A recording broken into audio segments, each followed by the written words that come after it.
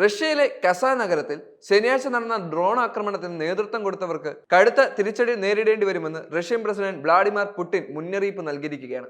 ഒരു ഭീഷണിയുടെ സൗണ്ടിൽ.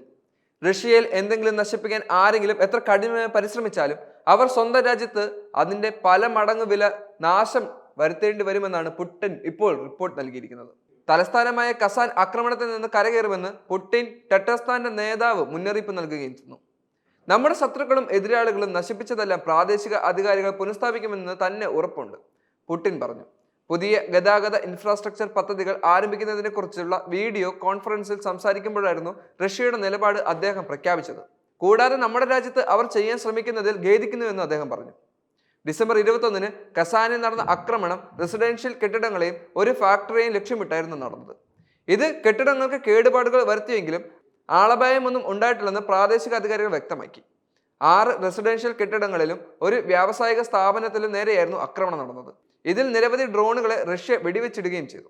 റഷ്യൻ പ്രതിരോധ മന്ത്രാലയം പറയുന്നതനുസരിച്ച് കസാനിലെ സിവിലിയൻ ഇൻഫ്രാസ്ട്രക്ചർ ലക്ഷ്യമിട്ട് യുക്രൈൻ 3 തരംഗ ഫിക്സഡ് വിങ് ഡ്രോണുകളാണ് വിന്യസിച്ചിരുന്നത്. ഇതിൽ ഇൻകമിംഗ് UAVകൾ 3 റഷ്യ വ്യോമ പ്രതിരോധ സംവിധാനം വെടിവെച്ച് വീഴ്ത്തുകയും ചെയ്തു. 3 ഇലക്ട്രോണിക് യുദ്ധ സംവിധാനങ്ങളുടെ സഹായത്തോടെ തകർത്തതായും സൈന്യം വ്യക്തമാക്കിയിട്ടുണ്ട്. 2022 ഫെബ്രുവരിയിൽ യുക്രൈൻ സംഘർഷം രൂക്ഷമായതിനു ശേഷം യുക്രൈനിൽ നിന്നുള്ള ഡ്രോണുകൾക്ക് മോസ്കോയിലും രാജ്യത്തിന്റെ മറ്റ് പ്രദേശങ്ങളിലും അനവധി തവണ റഷ്യ തടഞ്ഞിട്ടുണ്ട്. ഏതാനും ചിലത് മാത്രമാണ് ലക്ഷ്യങ്ങൾ നേടിയിരിക്കുന്നത്. ഈ സംഭവങ്ങളിൽ ഭൂരിഭാഗവും നടന്നത് ഇരു രാജ്യങ്ങളും തമ്മിലുള്ള അതിർത്തിയോട് താരതമ്യേന അടുത്തുള്ള പ്രദേശങ്ങളിലാണ്. ഇതിന് വിപരീതമായി യുക്രൈനിൽ നിന്നും ഏകദേശം 1379 കിലോമീറ്റർ അകലെയാണ് ഇപ്പോൾ ആക്രമണം നടന്ന കസാൻ സ്ഥിതി ചെയ്യുന്നത്. ഇതിന് പിന്നിലും അമേരിക്കയുടെ കരങ്ങളാണെന്ന് റഷ്യ സംശയിക്കുന്നുണ്ട്. ഒക്ടോബറിൽ കസാൻ ആതിഥേയത്വം വഹിക്കുന്ന ബ്രിക്സ് ഉച്ചകോടിയിലുള്ള യുക്രൈന്റെ പ്രതികരണമാണ് ഭീകരാക്രമണമെന്നാണ് റഷ്യൻ വിദേശകാര്യ മന്ത്രാലയ വക്താവ് മരിയ സഖേരോവ പറയുന്നത്. ലോകത്തിൽ ബ്രിക്സ് കൂട്ടായ്മയുടെ ശക്തിയും സ്വാധീനവും പ്രകടമാക്കിയത് പാശ്ചാത്യ ശക്തികൾക്ക് വലിയ പ്രഹരമായിരിക്കുന്നുവെന്നും അദ്ദേഹം വിലയിരുത്തുന്നു.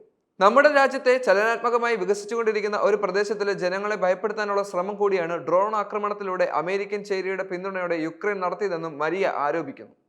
ഇതിന് തൊട്ടു പിന്നാലെയാണ് ഉടൻ തന്നെ തിരിച്ചടി ഉണ്ടാകുമെന്നും റഷ്യൻ പ്രസിഡന്റ് ഇപ്പോൾ പ്രഖ്യാപിച്ചിരിക്കുന്നത്.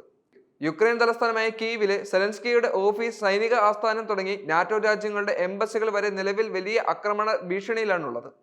റഷ്യ ഏത് രൂപത്തിൽ പ്രതികാരം ചെയ്യുമെന്നാണ് ലോകരാജ്യങ്ങളും മറ്റും ഉറ്റുനോക്കുന്നത്.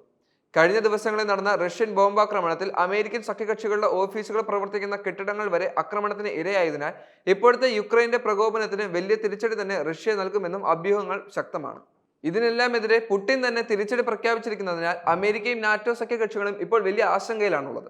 യുദ്ധങ്ങൾ ഇനി വർദ്ധിച്ചു വരുമോ അതോ യുദ്ധങ്ങൾക്കെല്ലാം ഒരു അവസാനം ഉണ്ടാകുമോ എന്നുള്ളതൊന്നും ആർക്കും പ്രവചിക്കാൻ പോലും കഴിയാത്തൊരു സാഹചര്യമാണ് ഇപ്പോൾ ലോകം നേരിടുന്നത്.